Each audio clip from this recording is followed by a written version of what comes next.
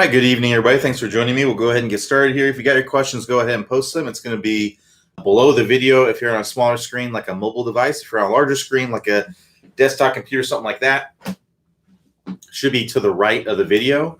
So I start with questions that were asked up to an hour ago. I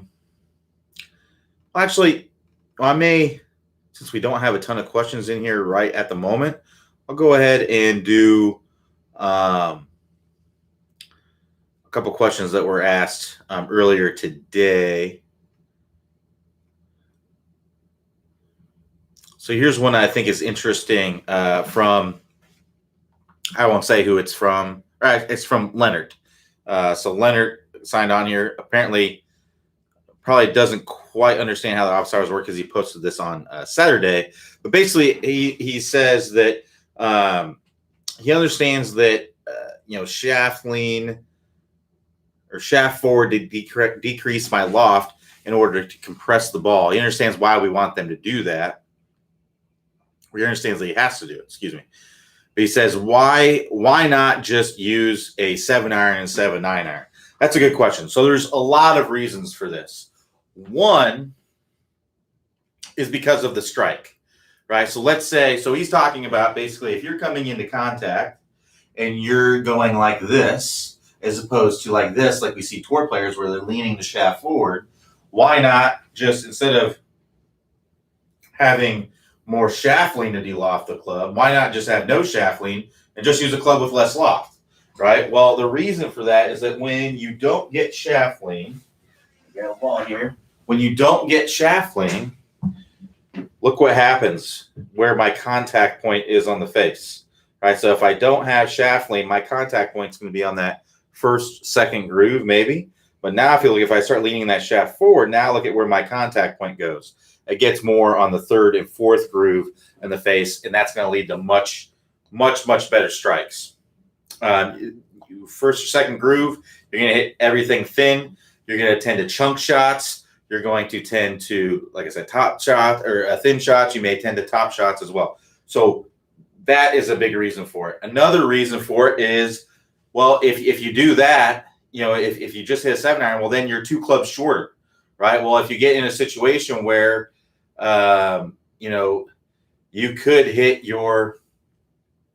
if you had shaft lean, you could hit with the same amount of energy that you would put into the same amount of speed, you could hit your 6-iron, but because you don't de-loft the club, you don't get a lot of compression, you flip through impact, you don't get any shaft lean, you don't have a club that you can get to the hole, right? So you're not getting to, you may not be able to get to the par 5s and 2, or there might be a long par 4 that you may have a really hard time getting there in 2 or something like that. So it makes a big difference. Hey, if you're playing a course all the time, if you're playing a par 3 course and it's really, really short, you don't ever need to hit a shot more than 150 yards or something like that, and you're always hitting off of a tee, then sure, you may not need shaft lean. It may not be that big a deal. But if you're playing on, your typical, golf courses and things like that, you're not always hitting off of a tee. You've got to hit long shots. It's important to have shaft lean. There's a reason why the best players in the world do that. Another reason would be having the force, which would be your hands, right? That's your hands are putting the force into the handle here. Having the force ahead of the mass, which would be your club head, offers stability, right? So the way I would equate it would be, imagine backing up a trailer versus pulling a trailer, right? If you're pulling a trailer, you have the force leading the mass. That trailer is just going to fall right in line with the direction in the direction that the truck or whatever is pulling it is going. But if you're backing it in, right, you kind of have to steer it around, and it can get kind of squonky. It's much, much more difficult to control. It's not as stable, right? Could you imagine backing up a trailer down the interstate? No way. It's not happening. That thing is going off the rails quickly, right? So that's another reason why you would want to have it. It also typically gets you more speed if you're able to. Typically, if you're early releasing the club, it's from casting the club and losing up all your energy quickly. Whereas if you get lag and are able to get shaft lean, it's typically going to add club head speed. So there's lots and lots and lots of reasons why you want to have shaft lean. Like I said, the only people I would say that probably wouldn't, and not to say that they wouldn't benefit from shaft lean because it is going to be more stable, but it wouldn't be as big of a deal to not have shaft lean as if you're playing a par 3 course and pretty much all your shots are teed up, right? And you don't have to hit the ball very far. That doesn't matter. But I would say most people aren't playing golf in that kind of situation. All right, so let's keep going here. So Rick K says, when shallowing the club, I feel my wrist moving clockwise, but to straighten the club face at impact, I feel the need to turn the wrist counterclockwise. It seems like a lot of wrist movement. So that's a good thing to say. So basically, when we're talking about shallowing out the club, we're talking about how the shaft is going from a steeper position to a shallower position, right? It's going from there to there. That's what shallowing is, right? So when I do that, my wrists, from my perspective, are turning clockwise. From your perspective, it's going to be counterclockwise, but that's what's happening. So I'm here, and then I'm kind of shallowing out the club. But as I come into impact, my arms, I can't keep going like this. I need to, even if I bow my wrists a lot to square up the face, I need to do, there is going to be a little bit of that natural rolling through impact. Now, the good part is that it's going to be fairly natural. It's just the momentum of the club. So you do go clockwise, and then counterclockwise through impact. But that counterclockwise that you're doing through impact, it's not typically something that you have to think about doing. It's something that's fairly automatic for pretty much everybody. I don't think I've ever really seen a golfer who doesn't rotate their arms through impact at all. It's a very, very natural movement for everybody. So I wouldn't look at it as a lot of wrist movement necessarily. I would look at it as, you have to do that a little bit to get the club face squared up. But because your body is the arms are kind of rolling a little bit through impact, it happens fairly naturally.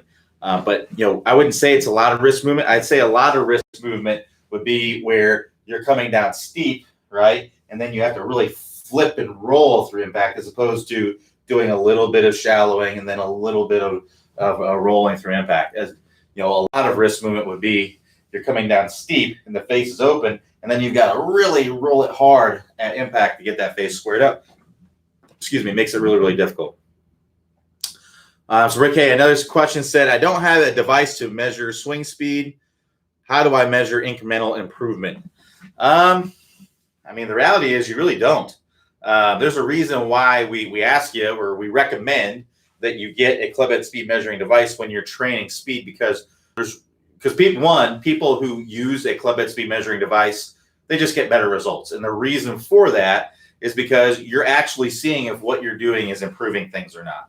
You can't base it on distance because there's too many variables there, right? The strike makes a difference, right? You could have the same club head speed and hit the ball off the toe one time and hit dead in the center of the face one time, and you're going to get a much different result, right? So the strike makes a big difference. The environment, right? The temperature can make a difference. The wind makes a big difference. The surface that you hit on makes a big difference. So there's too many variables to say, hey, to base it on, well, that one went 280, that one went 290, I must have swung faster.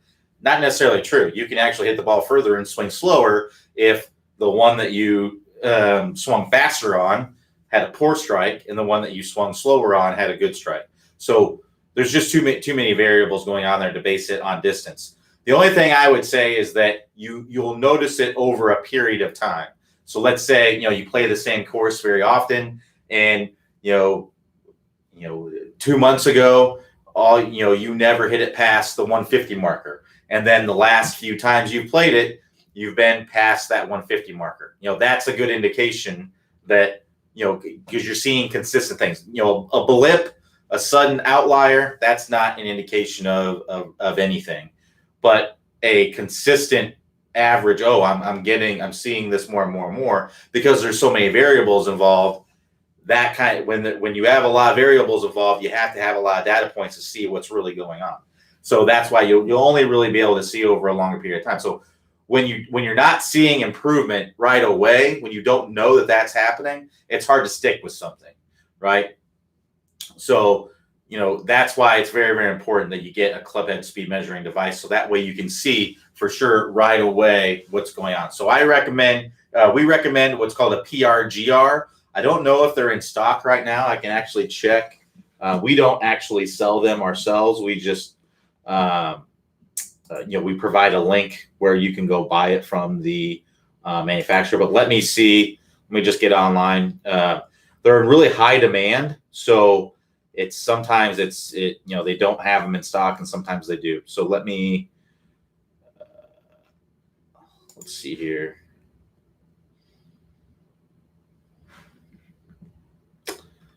Oh yeah, currently it says they're out of stock, unfortunately. But another one, I mean, pretty much all of the ones that we've ever tested, they all work. They all work fine.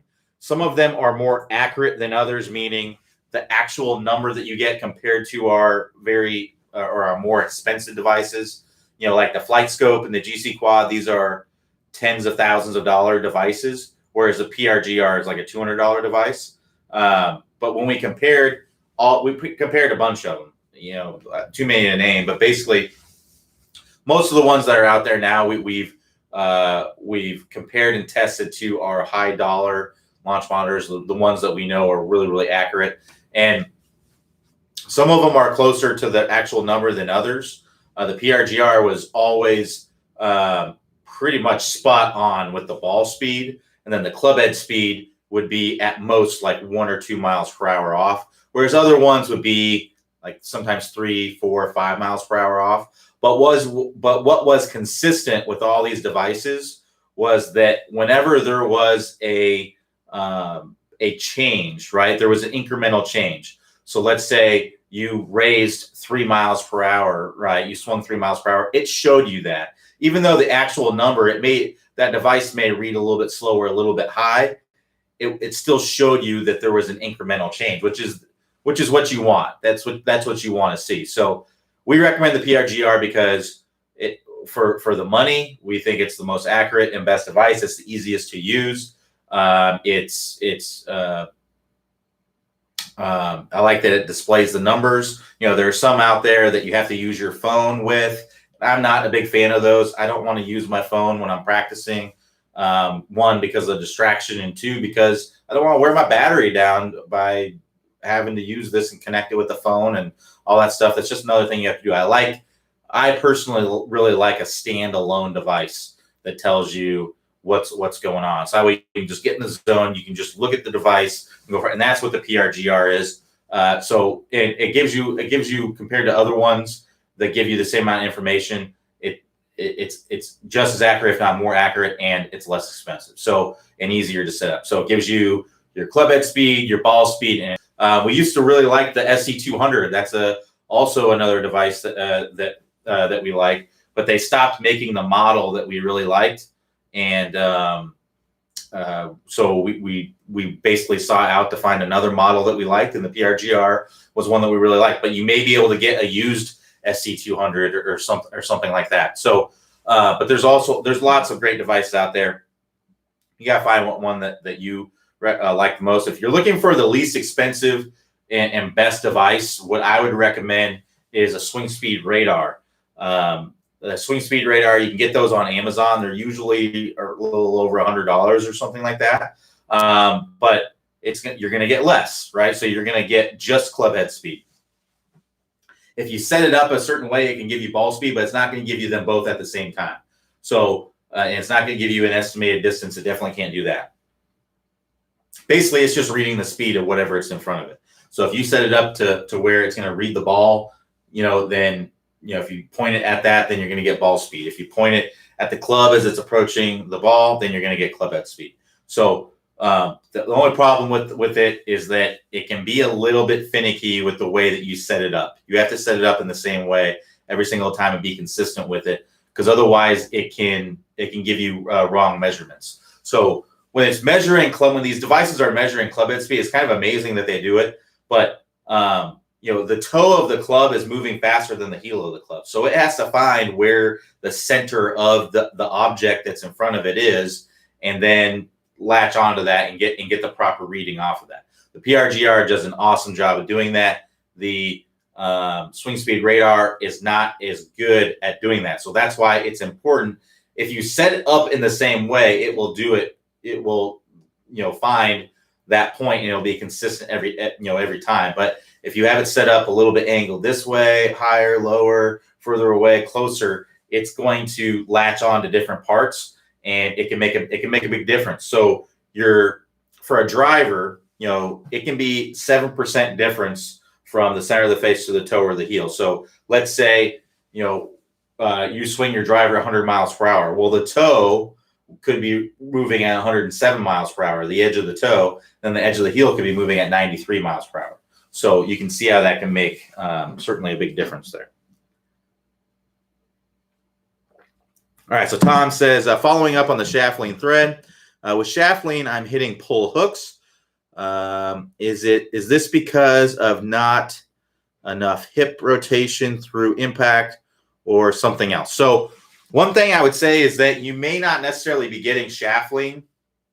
You may just be closing the face. So when you close the face, that does de-loft the club, right? So closing the face de-lofts the club. So that sounds like that's what you're doing. I would look on video to actually make sure that you are getting shaft lean and you're not just still flipping through contact and then just closing the face, right? So if I come through contact and I not getting shaft lean, but then I close the face, well, that de-lofts the face, but it's also going to make that ball be a pull hook, right? So I would make sure that you're actually leaning the shaft forward, right? It actually looks like that at impact. And if you're still getting pull hooks, then you need to look at, you're probably coming over the top and closing the face too much. So what I would do is I would try to swing more I would try to hit a block slice, essentially. So get the shaft lean, right? Get that shaft lean and feel like that club is working a ton from the inside with that shaft lean, and then try to leave that face open when you're coming through contact. And that will add loft, but that will get the face squared up. But if you actually have shaft lean, then you'll be in good shape. But my guess is that you probably don't have shaft lean. You're probably flipping the club still, but you're just doing the wrist angles, which are just closing the face. So you're probably doing the same. The reason why I'm saying this is because I see it all the time. It's all the time. People say they're working on the move, but they're not shallowing out the club, and they're not getting the hands ahead at impact. They're just doing the wrist angles part of it, which is all that does is close the face. So if I come into contact and I'm used to flipping, right? Well, if I'm used to flipping through contact, my lead wrist needs to be cupped and my trail wrist needs to be fairly flat at contact to be able to hit it straight. If I flip and then I also bow my wrist and extend my trail wrist, right? Well, then if I don't change anything else, then that face is just going to be closed, right? So if I come in like that and I flip, my face is just going to be slammed shut. And that's where that pull hook is going to come into. So I would look at your video and see what's actually going on.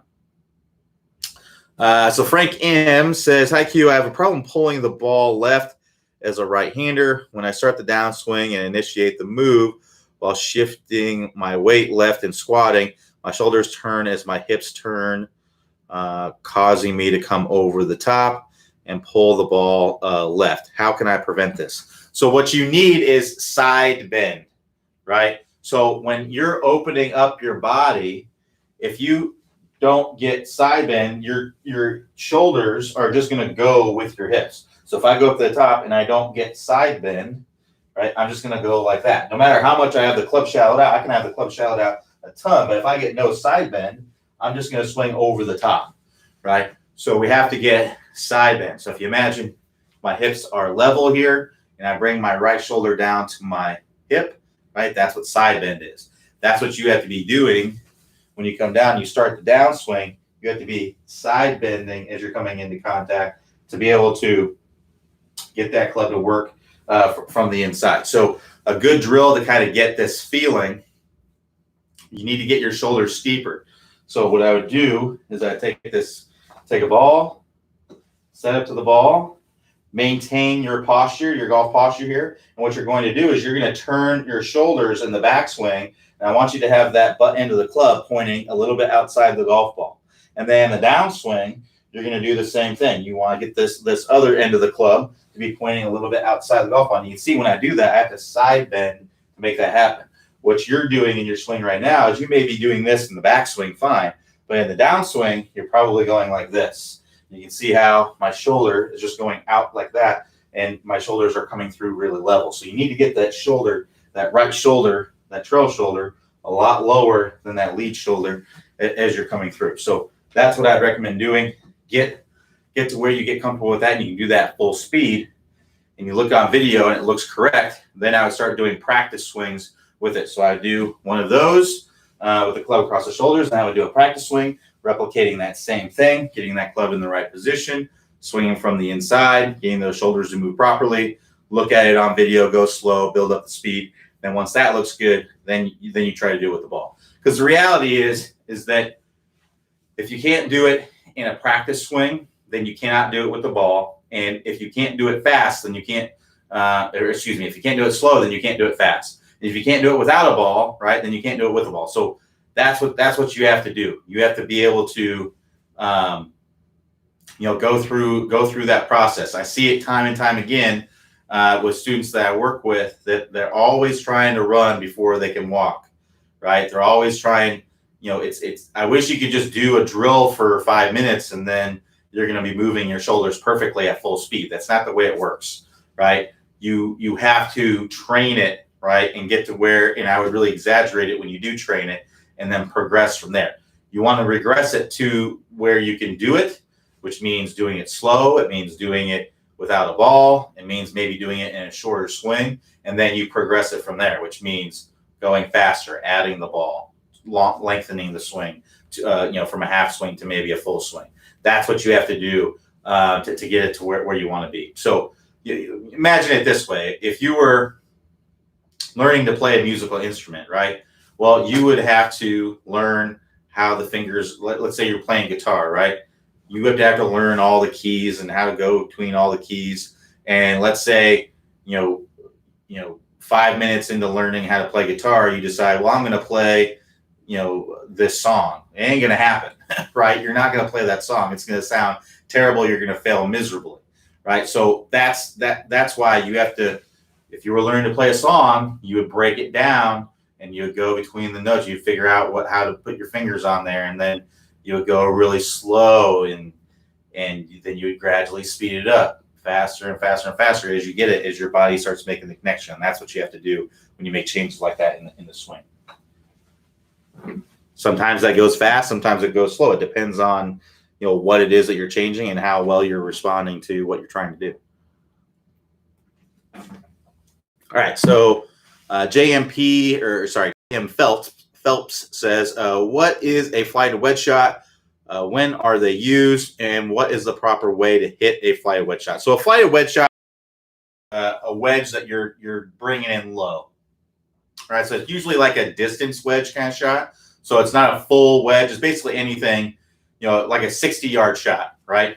So basically kind of like a pitch shot, like a little pitch shot that you would flight in really low. And the way that you flight it is by getting shaft lean, right? So you would bring it in low with shaft lean here. And this is basically how pretty much all tour players hit their wedge shots, like a normal wedge shot. The reason for that is that it's much easier to control, right? The wind isn't going to be as much of a factor with it. It's easier to get cleaner contact when you have shaft lean. A lot of times you can get more spin if you have more shaft lean. If you're using a high lofted wedge, you can get a lot of spin with it because the contact you can get much cleaner contact when you get shaft lean. So that's what a flighted wedge would be, and you would use it basically whenever. I try to use flighted wedge shots on basically all my shots. If I have a clear path to the hole, I'm using a flighted shot. I like to drive it in low as much as I can. It's just so much easier to control when you do that. So it just comes down to getting shaft lean. So getting the hands to be in front when you're coming through contact. So when you're hitting a wedge shot, you don't have to have a lot of lag because you're not going for speed. You want to have the club trailing behind your hands, lagging, but you don't need to be creating a lot of lag like you would in a full swing shot. So like in a full swing shot, you wanting to create some lag there as you're coming down so that you can release that lag and get a lot of speed. But for a wedge shot, if it's a little shot like this, I'm getting my hands back here like this. I want my hands to be in front, but I don't need to create like a lot of lag. I'm really just trying to get my body to rotate and get those hands coming in low, right? So the way that you would do it is really focus on getting some rotation as you're coming through. A good drill that you can do, you probably notice I got this PVC pipe over here. A good drill that you can do is to take a PVC pipe, and this is just a PVC pipe that I got at like a home improvement store. I think it was a couple dollars, and it's about 5 feet long, something like that.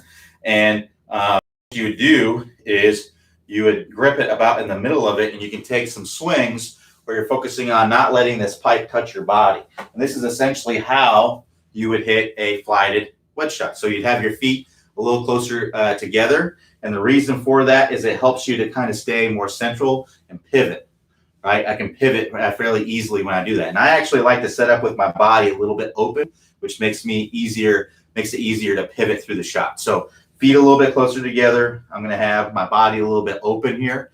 And what I'm going to do is I'm just going to take some swings here where I'm trying to keep this pipe parallel with my chest as I'm coming through.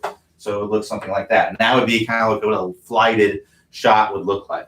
So I'm coming in and I'm trying to get that feeling of hitting that nice flighted wedge shot as I'm coming in here. I'm driving it really, really low with clean contact. Once I get a good sense and feel for that, then I can take a wedge here and I can take that same kind of swing as I'm coming through. So when you flip through contact, the club is getting more perpendicular with your chest, right? But if I get shaft lean in order to get shaft lean, I want to get my body opening up. You want to feel like the shaft is staying parallel with your chest as you're coming through, just like that. And that would be more like a flighted wedge shot. So you can see here, I don't have a lot of flexibility in my hips, so I got to really let my lead leg kind of open up as I'm coming through here. So I like to open up my stance, open up my foot. That just makes it easier for me to come through like that. And even then, you can see how my foot really wants to twist open. It's just because I'm not real flexible in my hips. If you're real flexible in your hips, you may be able to keep that foot completely planted and come all the way around. Rory McIlroy, Adam Scott, they're very flexible. They're able to do that. Not something I can do.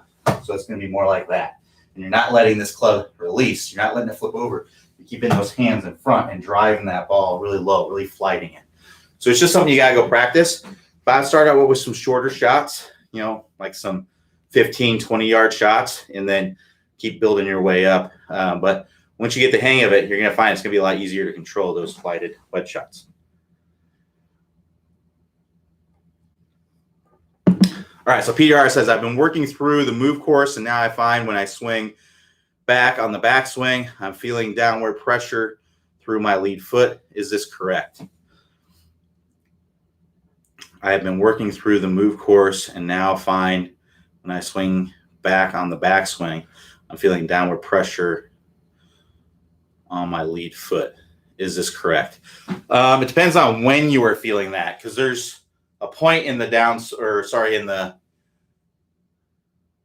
downward pressure. Yeah, there's a point in the backswing when you do want to start feeling some pressure. If it's right away, then that's not right. You don't want to be basically reverse weight shifting, right? So you don't want to start the swing. I'm not really sure how the move has much to do with that, but you don't want to start the backswing and load up on that lead foot, because then you're going to kind of do that, right? And then a lot of times when you go like this, you're going to get too far out in front of the ball, and then you're going to want to fall back. That can lead to issues. So in the beginning of the swing, you really want to load up into that trail foot. And then as I'm getting up to the top of the swing, then I want to start shifting pressure to that lead foot. So I'm loading up on the trail foot. And then as I'm getting in this area, I'm starting to shift that pressure to my lead foot as I'm coming all the way through. And that pressure continues to build all the way up into the full finish. So if you're feeling that as you're reaching the top of the swing, then I would say, yes, that is correct. That's what you see most of the tour players doing. But if it's right away in the swing, you're most likely got that reverse weight shift going on. That can lead to some issues. So Ronnie says, can you tell me something that makes me want to join master ball striking? I assume he's talking about the ball striking master class. If you want to learn what it takes to actually hit a good shot, what's happening at impact to hit a good shot, then I'd highly recommend you do it. If you want to learn how to practice in a way that helps you hone in and really become a really skilled golfer, then I'd highly recommend that you do it. I think the ball striking master class is really for everybody. I think people, we probably made a mistake when we named the course the ball striking master class, because I think it leads people to believe that it's a course for advanced golfers, and that couldn't be further from the truth. There's only two people that the course is not for. The first group of people would be like a total beginner, someone who doesn't really know how to grip the club, doesn't know the setup, doesn't know like the basic fundamentals of grip, setup, and just swinging a club in general, right? Turning your shoulders and bringing the club back. Like they don't, like that would be like a total beginner. Maybe somebody who's playing golf for less than a month, or who has been an avid golfer for less than a month, or something like that. That would be who it would be for. Wouldn't be for. And then the other person it wouldn't be for would be someone who already knows this stuff, already knows how to practice the proper way, already knows the pieces of impact that matter the most. Because what we talk about in the ball striking masterclass are what's called the big four, and the big four are your face and your path. So that determines basically your ball flight, the curvature on your ball flight. And then you have your ground contact, which is where you're contacting the ground in relationship to the ball. If you're chunking it, you're not going to hit it good. If you're thinning it, you're not going to hit it good, right? So topping it, not going to hit it good. So basically, taking a divot and things like that, where the club's bottoming out, is you want to have control of that. And then lastly, we have the strike location, where you're striking on the face. If you're hitting it on the heel, the toe, shaking shots, obviously you're not going to be hitting the ball where you want to go. So basically it teaches you how to control the golf ball. And the best way to build those skills of being able to control it and getting, awareness of those things. So that's what the ball striking masterclass is. Most people don't practice golf this way. I guess I know why. The reason why is that technique is the most alluring thing, and skill looks like it takes a long time to build, and it does, right? It does take some time to build, whereas technique a lot of times looks like something that you can get in 5 seconds, and that couldn't be further from the truth. A lot of times it's much, much easier to build a skill than it is to change a technical thing in your swing. Ask anybody who's tried to learn the straight line release. It takes time and repetition and hard work. You got to get out of your comfort zone. It's very, very difficult. Whereas, getting better at hitting the ball in the center of the face, that's a much less time to get better at that. And that's basically what the ball striking masterclass is. So that's what I recommend if you're committed to playing better. And it's a proven system. It is a proven system that we see time and time again. People improve. All you have to do is just do the drills and stick with it, work hard. It's not something that you just order it and you're going to be better, right? It's something you have to put in the work, but we tell you exactly what you got to do to get better as you work through it. And then and includes access to a Facebook group, private Facebook group, where you can post videos of your swing, get feedback from myself or other instructors. Usually going to be me. I'm usually the one that's on there.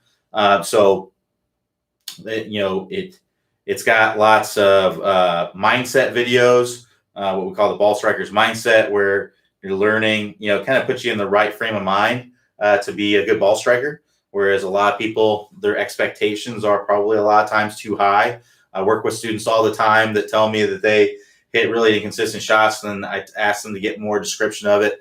And it's like, you're as consistent as a tour player is. You just don't hit it as far, right? And your big misses are a little bit more taxing than a tour player's is. So it happens all the time. So that's what you have to realize with certain things. So but yeah, it's a great course. People do it, and honestly, you don't have anything to lose if you go through this program and you do not improve. Your handicap does not go down through the entire program.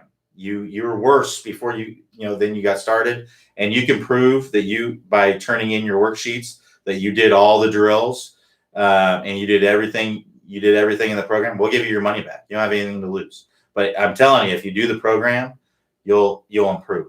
I've only had one person go through. I think we've had over 1,000 people go through the course, and every single one of them that actually went through it and did the drills improved, except for one person. And that one person, I don't know for sure exactly what happened there, but my guess is that they had analysis paralysis, where they're too much in their head, thinking about many million different things. They were probably trying to work on a bunch of other stuff while they were, trying to do the ball striking masterclass, and that's a recipe for disaster, no matter what program you're trying to do. So, but yeah, I highly recommend it. If you have any specific questions about it, I'll be happy to answer it. But I guess that's my spiel. All right. So Steve W says, I have an in to out swing, and when hitting middle and long irons, I really push the ball out to the right. Not so much side spin, but driver straight with a little bit of fade. What do I do to help my irons not affect driver? You just need to get the club face more closed. If you're just hitting straight pushes out to the right, it means that you're leaving the club face a little bit open. So what I'd recommend doing is there's a video from the move course where we talk about getting the club face more closed as we're coming down. That's 1.2 from the move. I think it's called compress the heck out of the ball or something like that. That's what you need to be doing in the downswing, these wrist angles that you're coming down the downswing to get that club face more closed and get that ball to turn over a little bit instead of going straight out to the right. So that's what I recommend doing. And if it's not an issue with the driver, then don't do it with the driver. Just do it with the irons. So to get to that, click the instruction tab, then click the top speed golf system, then click the move, and it's 1.2 from the move is the video you're looking for. So Larry L says, it's not necessary to shallow the club when hitting short irons on a full swing, or so is it necessary to shallow the club when hitting irons on a full swing? Yeah, it's necessary to shallow the club almost always. The only people that it's not necessary to shallow the club is people who already have the club in a shallow position at the top and just need to keep it shallow, or people that have the club too shallow at the top of the swing and actually need to steepen the club. And this is a very, very small portion of people. So let me give you an example. If you're someone who has this club, like a Matt Kuchar, for example, like Matt Kuchar, he brings this club up to the top. It's in this position right here. This club is already shallow, right? I don't need to move it anywhere. I just need to bring it straight down into the ball. Now, that may be tempting. Well, why don't I just do that, and then I won't have to worry about shallowing the club? Well, there are pros and cons to this. Number one is that if you're really flat like this with your swing, like a Matt Kuchar, it's going to be difficult for you to get distance because you're not really creating a lot of space to accelerate the club. So you're going to lose typically speed if you do that in distance. So that's why you don't see very many tour players that have very flat swings, because it's difficult to create distance, which is very, very important to playing your best golf. So the other thing is that almost every player who I've ever seen that tries to do a flat swing to keep the club shallow, almost every one of them steepens the club in the downswing. So they'll go up here really, really flat, and then they'll go like that in the downswing. Almost every single one of them. There's very, very few of them that I've ever seen that keep the club shallow. So before you go and you try to work on trying to keep that club really, really flat in the backswing and lose a ton of distance and probably start coming over the top and hitting slices and stuff like that, I highly recommend that you keep your if you already have a swing that's more up here, and just work on getting that club shallowed out. It's going to be a lot easier, and you're going to get a lot more out of it because you're going to be able to hit the ball further and also hit the ball straight. So that's why you see a lot of tour players do it. The other person that wouldn't shallow the club would be someone who's also is overly shallowing the club in the backswing and then needs to actually steepen it. One example of a player would be Ricky Fowler. Ricky Fowler brings the club up and he's like this, right? So this club is super shallow. So if he actually shallowed the club from here, it would look like that, and that's not going to work, right? So if you get it up here like this, he actually needs to steepen the club a little bit to get that club in position. Again, I don't want you to be thinking, oh, well, why don't I just do that? That sounds a lot easier. It's not. It's very, very difficult. And almost every single person who I see, amateurs who have the club really, really shallow in the backswing, every single one of them over steepens it in the downswing. So basically they get here, they get right here like a Ricky Fowler, but then they go like that, right? So they get there and then they really come over the top. So the reason why we teach you to shallow out the club is most people, it's the easiest thing to do. But there are outliers, right? There are people like Ricky Fowler, like Matt Kuchar, that do it in a way that really, really works. And that could apply to you. And I'm not saying don't go try it, but I wouldn't, if it doesn't click right away, I wouldn't invest a ton of time into trying to get it to work, because again, there are pros and cons to doing it that way. And, the con is, you're going to lose some distance most likely, even if you get it to club to shallow out. All right. So Dave D says, how much do the arms contribute to the driver downswing, or should they just be relaxed and not forced? The arms apply a lot of force. That's where most of your speed comes from, is from your arms. You're not going to get much of anything if you just go like this, right? If you just let your arms relax, and you're not going to get any speed. The arms are very involved in the swing. So, about 80% of your speed is going to come from your arms, 75 to 85%.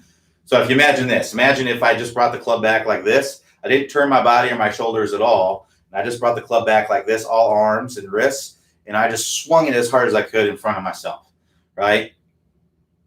Well, I could probably get a pretty good amount of speed. I could probably get 75 to 80%, 80 to 85% of what I normally swing the club. But if I just put the club on my shoulders like this, right, and I swung it as hard as I can, right, I'm probably going to, I don't know how fast that's going to be, but it's probably going to be, somewhere in the neighborhood of 25 to 20% of my speed. So the arms are very, very involved. You need to be using your arms in the swing. It's just a matter of using everything else too. So getting a good shoulder turn, getting a good hip turn to get the arms to go back as much as you can, and then basically using those as a momentum device, right, to create speed. In the Top Speed Golf system, we actually have a video. It's called the Momentum Train video. And in the video, Clay talks about there being a train that's going 60 miles per hour, and then there'd be a train that's on the roof of that train. It's also going 60 miles per hour. And then you get another train that's on the roof of that train. That train is going 60 miles per hour. Well, that train that's on the top of those two trains, the bottom two trains, that train's going 60 miles per hour relative to the train below it, but it's going 180 miles relative to the ground, right? Because the bottom two trains are creating momentum for it, right? So that's kind of like what's happening in the golf swing. My body might be that bottom train, right? And then my arms might be that middle train, and then my wrists might be that top train, right? Now, those speeds aren't going to be, it might be, 20 miles per hour with my hips and 60 miles per hour with my arms, and then, 30 miles per hour with my wrists or whatever. It might be something more like that, but you understand what I'm saying. It's creating momentum. So it's not all arms, but it is mostly arms where your speed is coming from. You don't want to, it's not just a relaxed kind of thing. You need to create momentum and whip that club through there to get the most speed. If you look at the long drive guys, they're not swinging. Their arms aren't just relaxed, right? Look at Bryson's swing. His arms just aren't relaxed swinging through there. He's creating speed with his body and throwing those arms as hard as he can to hit the ball as hard as he can. I'm not saying you have to do it as hard as you can, but most of your speed is going to come from your arms for sure. The other thing I wanted to mention there is that feeling is relative. So what feels like relaxed to you may not actually be relaxed. So in the beginning, of the answer to your question, I kind of talked about how you just don't want to have the arms just falling through there. Well, this would be totally relaxed arms, right? you may want to feel like you're relaxing your arms more to get the body more involved. And that's a feeling, not necessarily what's actually going on. If you felt that way, you may still be adding speed. So what really comes down to is looking at your swing on video and looking and seeing, okay, is my body opening up? Am I getting the club shot out? Am I getting my arms in sync with my body, with like what we talk about in the top speed golf system? And if you are, then I'd say that everything is working in the right way. But if you're looking on video and you're just kind of you're up at the top and that's just that, right? Well, then you probably need to get your body more involved and feel like your arms, especially in the start of the downswing, aren't doing much, and then they do a lot more later, right? So it's all relative. You have to adjust your feel to get the desired result that you want. There's no one feeling that's gonna have everyone doing the same thing. Unfortunately, I wish it was that easy, but it's not. All right, so Mike C says, hi, Q. Any significant downsides to single plane swing, presetting lead wrist and ulnar deviation, i.e. DeChambeau, Mo Norman style compared to traditional two-plane swing? Thanks, your thoughts. No, you can. It's really personal preference. If you hit the ball better, I would say that Bryson doesn't really do that anymore, not as much as he used to, because the downside is that it doesn't help you create as much speed. So if you're already like this, like in ulnar deviation, right, then you have to hinge the club up, right, to create. You have to hinge and unhinge to create speed, right? That's what we talk about in the top speed golf system, the lag course. Thumbs up and thumbs down. That's basically what ulnar deviation is, and then radial deviation. So Bryson doesn't do that as much anymore, and Mo Norman did hinge his wrist for sure. So it's not like you're keeping it there throughout the swing, right? You are hinging the club up and unhinging it, but it can lead. If you're standing if you're staying so much in ulnar like this, you're going to need to stand further away from the ball, which means you're going to use your body more to hit the ball, and you're not going to get as much speed from your arm. So if you've noticed over the last few years, Bryson doesn't stand as far away from the ball with his driver as he used to. He used to stand very, very upright and then like this, and now he's a little bit more over it like this, and his arms hang a little bit more because you can create more speed that way, because he's going to use his arms more, which is where more of the speed comes from. So that's kind of the downside to it, is that it's going to make you stand further away from the ball, which you may not necessarily want to do. Now you can, it's really personal preference. You may be more consistent, but it may not be worth losing the distance. So you just kind of have to weigh it with yourself. So JFans 1976, and Jay, you put your email on here to get that off of there, and if you want to, it's completely up to you. But everyone that's on this chat can see your email, and there's no. I would hope that we're all friends here. Nobody's going to do anything with your email, but I don't have any control of it if somebody decides they do want to do something with your email. So if you want to get it off there, in the lower left-hand corner of the chat, there's a little icon that's like a circle with a line. If you select that, that will log you out from the chat. And then if you log back into the chat, use just like your first name and last initial or something like that to get your email off there. But anyway, JFans 1976 says, in your tip G124, eliminate early extension, say in posture. As I understand, as I understand it, you say to bend more in the downswing boot before extending through the ball. However, it appears that you are squatting more than bending. Can you please clarify? Well, that's part of the bending, right? Part of the bending is squatting. So I need to squat and I need to bend. So I wouldn't go like this, right, in the downswing. I'm squatting and I'm bending as I'm coming down, doing both, right? You're trying, this angle between your thighs here and your spine, that's extending. So if you make that angle smaller, that is bending. But if I bend my knees, that also makes the angle smaller, right? So what we want to do is we want to squat down and bend, right, and create that more of that bend as well. and then you're going to stay in that longer. Most people in the downswing, what they'll do is they don't bend, they don't squat at all, and then they extend right away. So they go up to the top of the swing. There's no bending down, and then it's just hips thrust and throw. That's what we see. That's what we see a lot. So what you need to do is you get here, and then you're going to bend and squat, right? And then I would try to stay in that as long as you can, as long as you possibly. I would even feel like you're coming through. I would literally feel, if you're someone who goes like this, right? I would literally feel like you're going like this, like you are staying in that all the way through, even though that's not the reality of what's likely going to happen. But that's what I would try to feel like is going on. And what will likely happen is it will look more like you want it to, where you're coming in and extending up through the ball, as opposed to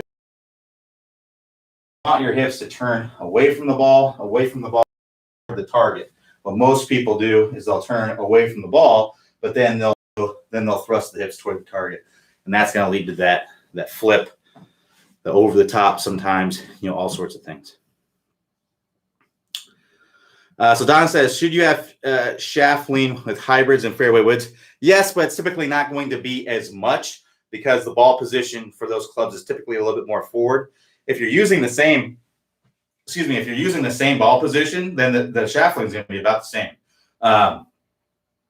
But if you're not, unless you're trying to hit a high one, if you're trying to hit a higher shot and you're just trying to stand a little bit taller, let the club release a little bit more to add more loft and hit it higher, that's fine too. But typically the ball position is a little bit more forward. So by virtue of that, the hands aren't going to be as far in front of the ball. If I had the ball position right there and my hands were in the same place at impact, then I'd have my hands further ahead of the ball. But if it's there, my hands aren't going to be as far ahead of the ball. So yes, you're not going to have as much shaft lean, but your hands are typically going to be in a similar position, unless you're trying to release the club a little early to get the ball to go higher. In some cases, you might have got to hit up over a tree, or you're trying to hoist it way up in the air. It's not the highest percentage shot, as like a normal trajectory with good shaft lean. You're going to tend to sometimes hit those shots thin, and things like that. But, if you pull it off, you're going to get what you want out of it, right?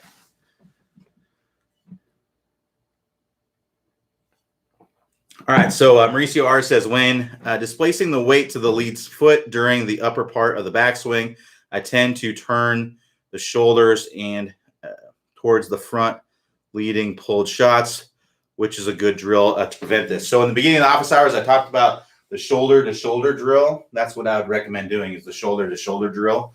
Go on the website, search shoulder. I want to try to answer as many questions as I can. I have to go right at 6, so I'm going to try and answer as many questions as I can. So just search shoulder to shoulder on the website, upper right-hand corner of the website, and you'll find a drill that's going to help you with that to get more side bend. So Tom M says, question on short game. I'm blading or chunking the ball a lot on short chips. Any thoughts? I'd recommend going to our chipping mastery course and make sure that your setup and your technique is correct, because odds are something with your setup or your technique is off. And that's what's leading to those things. So that's what I recommend doing. Check it on video as well. See what's going on. See if it matches what's going on. But work through those drills in that chipping mastery course.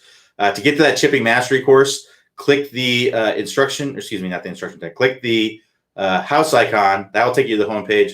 Scroll down the homepage. You'll see a list of all the courses there. Select the chipping mastery course and make sure setup and technique are correct. So Roger B says, the heel pad on my glove at the butt end of the club now wears out much faster than any part of my glove. Does working on shaft lean and the move affect this? Not necessarily. If you're getting a lot of wear on your glove, it's probably because the outer edging is rubbing up against that. So that, if you look at that part of the grip, that's, it's an edge to it, so it's going to dig a little bit more into your hand. So I would just make sure that you're not gripping the club like toward the end like that. Make sure that you have some of the end of the club that is free of your hand, kind of like that, right? So you don't want to have it all the way down like that, because that's going to rub off and you're going to get a lot of wear and tear on your glove that's not necessary. If you have it like that, then you won't get that wear and tear as much. That's more than likely what's going on there. So John, and again, John, you want to get your email off of there. Click that icon in the corner, then log back in. But he asks, is there a drill to keep my lead shoulder down and get that low point to get those bacon-sized divots? Never heard of bacon-sized divots. Is there a drill to get your left shoulder low? I mean, it's really the compression line is what you would want to work through. That's what I'd be looking at is the compression line course and working through those drills to get the lead shoulder to be lined up where it needs to be. So that's what I'd recommend going. I'm not sure exactly what the issue is in your swing, but if you're having trouble getting divots, it's more than likely because your compression line is too far angled away. So your shoulder may be going up too soon. So if you get a little bit more forward, get that compression line more vertical, it should help with that. So what caused, and he goes on to ask, what caused me to hit the ball off the hosel? Hard to say without seeing your swing. Most likely cause is either swinging too much in to out or too much out to in, right? So I would work on, if it's too much in to out, I feel like you're swinging out to in, vice versa. And the other reason would be the hips moving toward the ball, right? So if your hips move out toward the ball, that can move the hosel out toward the ball. Those are the two most frequent ones. So the stop early extension course can help with that. To get to that course, click the house icon. I'll take you to the homepage and select the early extension course. So Bob S says, Q, could you demo the difference in the amount of side bend for a driver versus iron in the setup? Well, you're not really going to have side bend that's set up. Your whole body is going to be tilted. So it's not like your hips are level and then you go like that, right? For a driver, an easy way to kind of figure it out is, for a 7-iron, your stance is going to be, the middle of your ankles is going to be a little bit outside, along the lines of the outside of your shoulders.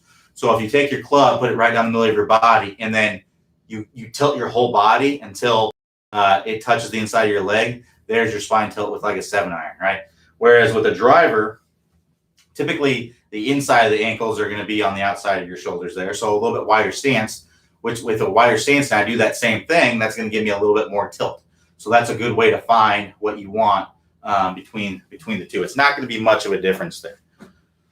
Ronnie says, thanks, great answer. One more, it talks about the amount of time to complete the course. I heard something about 4 months. Can you go through it slower stretch at the time? So the course itself, the way that it's laid out, I assume you're talking about the ball striking masterclass. The course, the way that it's laid out, it's a 3-month course. You get 4 months in the Facebook group.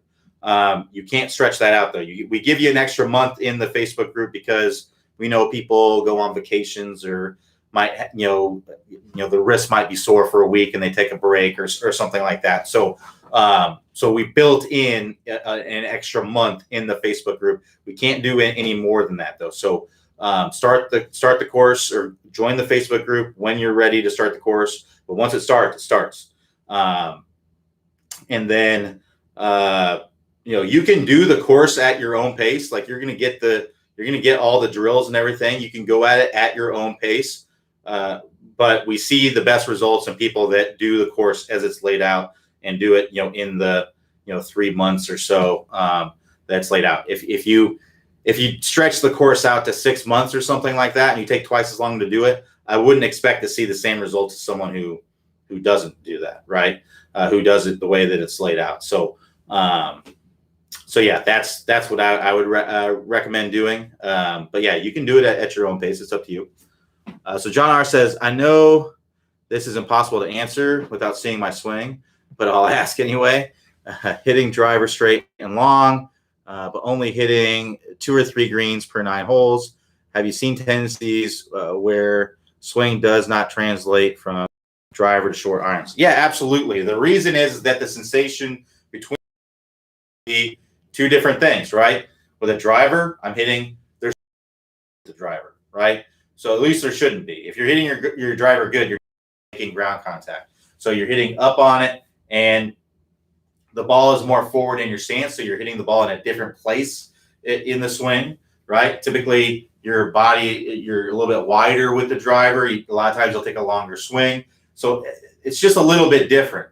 And then with your iron swing, you're hitting the ball. It's more toward the middle of the stance. You need to hit down the ball in order to make ball first contact. The face, isn't going to be in the same place at this point in the swing as it is in that point in the swing. There's ground contact, right? We got to hit the ground.